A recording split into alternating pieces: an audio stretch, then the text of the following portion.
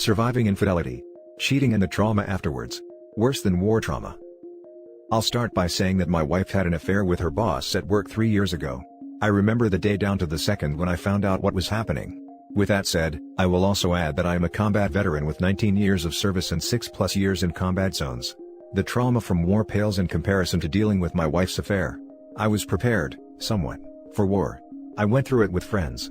I knew that no matter how bad things got, I'd either be dead or I'd have people there to go through the suck with me. Even once I got back talking about my experiences to friends or therapists is no issue. Dealing with my wife's affair has been about as opposite of that as things can get. It has been completely isolating. I can't talk about it with family or friends. For one, they'd wonder why I'm still with her and how someone who is so outwardly strong and successful as I am, would stick around after her affair. Next is the fact that it's completely emasculating. The entire experience made me feel lower than whale dung at the bottom of the ocean. Next is that I'm just sad all the time now. The person who was my rock for so long, the person that I trusted with my deepest darkest secrets, the person that was the stability that I needed to be successful, and honestly to stay alive in combat deceived me. Not just deceived me, but betrayed my trust in the worst possible way imaginable. In the past when I was at my lowest points in life, my confidant was my wife. Now, she is the person that has caused me to be at my lowest point and she is the person I want to talk to. But I can't. Because she is the one that caused this to begin with. I know I'm just ranting now, but I'd spend the rest of my life in combat to not have to deal with the torture of my wife cheating. I can unequivocally say that this is the worst thing that has ever happened to me in my life. I know I should just get over it and move on, but I don't know how. I'm not a crier, but I lay awake at nights with tears rolling down my face, and there's no one I can tell. No one I can talk to. It's honestly a miserable existence. I'm sorry. We have been there. This is a place you can talk. I hated the fact I couldn't go to my wife with the pain as well. It's such a mind screw. The support person being the cause. Ugh. Finding this sub has been life-changing for me. I also felt like I had no one to talk to. At least here people understand. We absolutely believe how bad this hurt, and all the life-changing complexity that comes with that pain. I'm not really a crier either. When I found out, I cried and made horrible sounds I've never heard from myself or anyone before. After all this time, I don't really cry anymore about anything and probably never will. Hang in there, brother, and thank you for your service. Had no one to talk to. At least here people understand. We absolutely believe how bad this hurts. Yeah. It has numbed me in a way I didn't know was possible. Maybe this is a transition that everyone goes through in life. I don't know. I just know I was a lot happier and able to actually have feelings before. Jesus, she made the prison and you locked yourself in. You've got to let yourself out of the cage you're voluntarily holding yourself in. Tell your close friends and family and talk to them about it. Will your wife be embarrassed? Yeah, but too damn bad. Those were the choices she made and she can damn well live with the consequences. Why should you hold the majority of the burden? If you're staying for the kids, I'll tell you the best thing my parents ever did for me and my sister was break up. It was a much happier home with the two of them apart. If they grow up seeing two unhappy parents, they'll end up with the same relationship dynamic as adults, so you do better by them to go out and get into a healthy loving relationship so they can see what one is like. Same goes for your wife. If my parents had divorced, I'd probably have a much less messed up view of relationships, 100%. Staying together for the kids is BS of the most organic variety. 3 tours here. I was a fobbit so no street cred. Although I did get yelled at when I got in an MRAP during a combined VBIED/ground attack. Long story. You do need to talk with somebody. Unit chaplain, fellow members of your unit with whom you were deployed, somebody. I'd wager you're not the only one going through this, although they might be silent about it as well, or not want to know. You should also speak to a non-military lawyer regarding your rights vis-à-vis divorce and a post-nuptial agreement if you remain together. There is no harm in individual counseling. TRICARE might cover that, I don't know. Now, this is going to seem harsh, but you need to hear this. Apologies in advance. 1. Never discount the possibility that this was not her only affair. 1a, cheaters only admit to what they think you know. This is known as trickle truth. 2. Paternity test your kids, if you have any. I'm not trying to plant seeds, but you need to be sure. 3. Marriage counseling. Be forewarned, you may find out more than you wish. Good luck, fellow soldier. Keep us posted. Truth is truth, and I appreciate you for it. As far as this being her only affair, I don't know.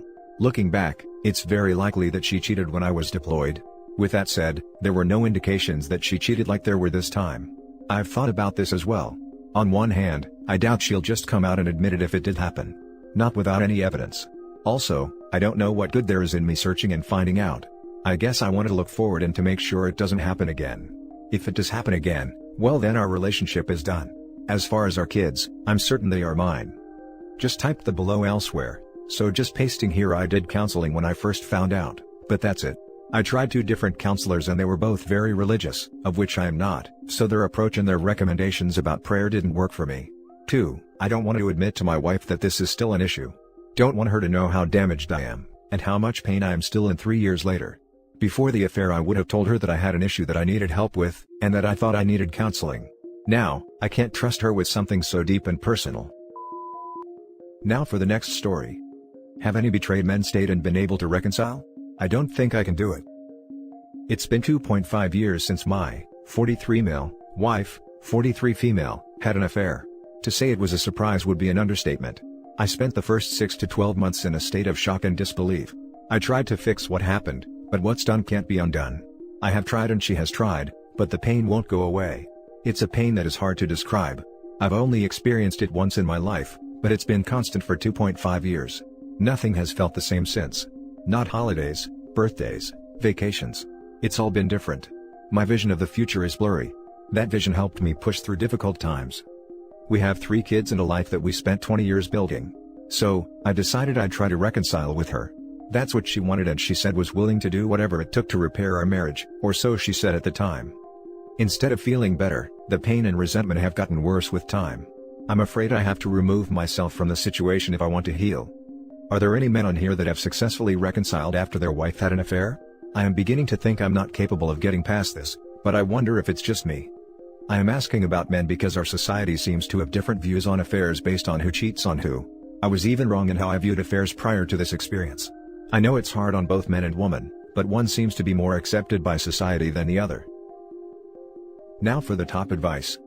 The thing is, even after a successful reconciliation, you will never again look at your wife and see the woman she was before she cheated on you. Her cheating changed her as a person. You learned the hard way what your wife is capable of and are trying to love, trust and respect this new woman that she has become. Some people can do that, others not. Your old marriage died when she cheated and until now you weren't able to feel good in your new marriage with this new woman.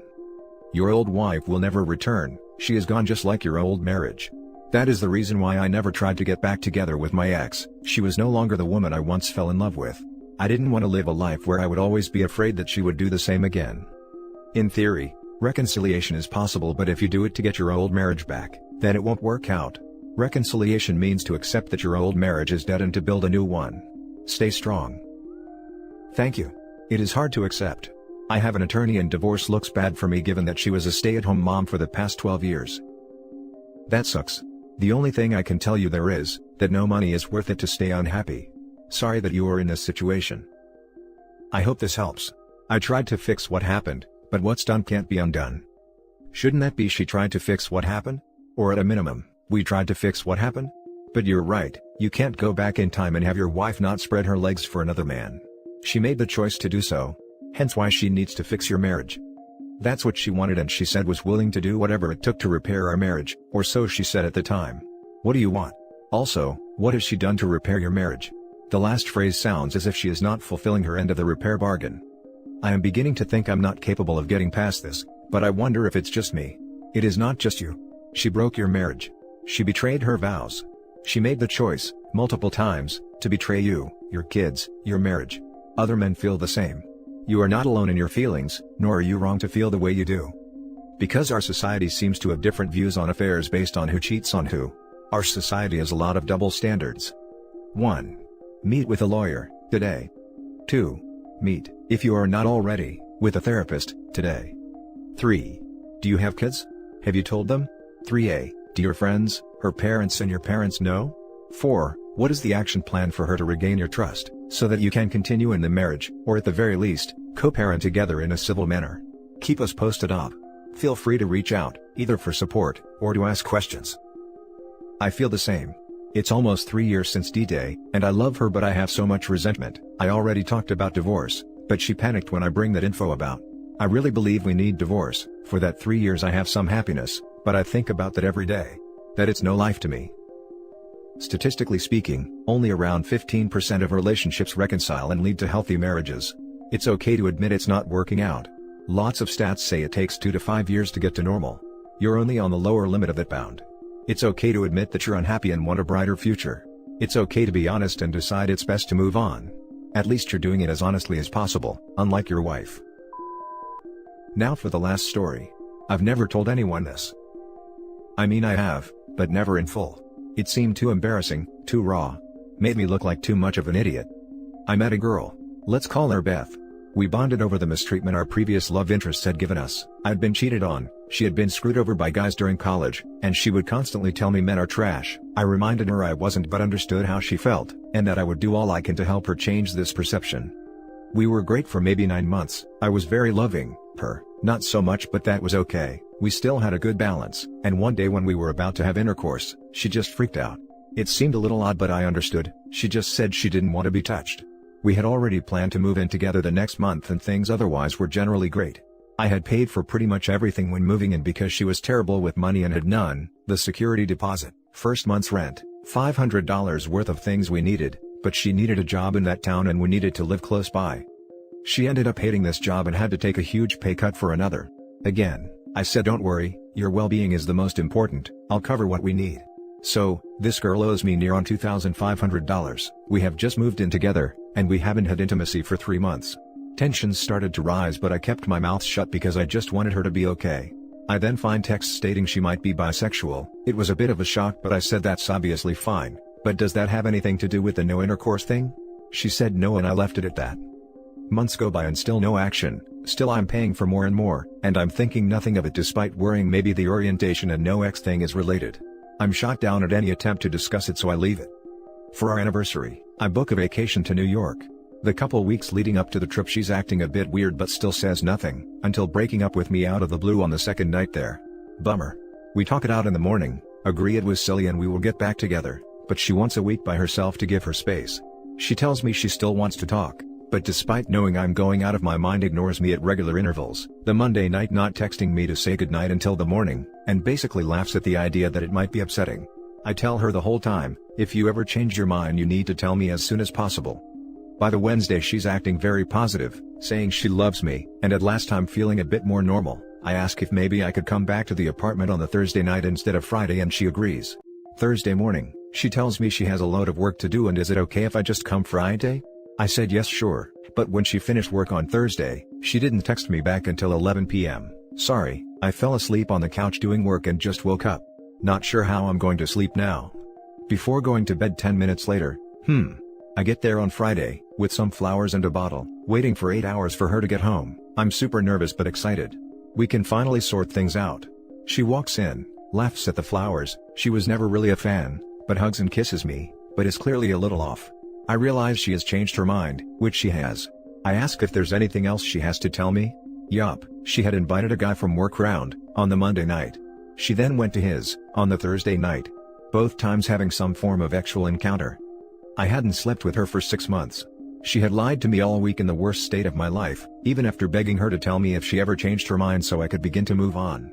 I have never given so much of myself to someone to be given such little respect back. Especially someone who claims men are trash. I'm sorry Beth, you're trash. There's lots of bits I've missed but you get the idea. Now for the comments. Every time I've ever read that someone needs time and space to think, there's always another person involved. My mom said exactly the same from the start. Moms know best. Only one woman told me that, and yes, another dude. Long story short, I went to their country. For the nature of my work I travel a lot, and her job the same thing, and found the surprise. I drank myself out of that place. That sucks dude. Hope you're all good now. Wait, you paid for almost everything? She wanted a break, and she got to stay in the apartment? She is trash. Good luck, you will find someone who values you and treats you with respect. I know. It's embarrassing looking back, haha. She also only ever paid back half. I'm with a great girl now, makes talking about the whole thing almost satisfying rather than painful now. There were so many red flags right from the start. Also, the previous bad relationships she's had in the past? At best, she only told you the part of the story that doesn't make her look bad. It's more likely that she told you her BFs did things to her that she actually did to them. The new guy is going to get the same treatment, and she's telling him how awful you were, because that's the kind of crappy human being she is. Yup. Thanks friend, it's great to hear that, so true. Edit, man that felt good, thanks for all your words everyone. It's super appreciated and I'm so sorry some of you have had to go through a similar thing. This happened over a year ago and I'm now with the loveliest girl I've ever met and thankful to have this switch behind me. You're all freaking great and don't let anyone tell or make you feel otherwise. And that's it for this video guys. If you have thoughts to share, leave a comment below. Don't forget to hit like and subscribe if you like this content. I'll catch you in the next one. Good day everyone.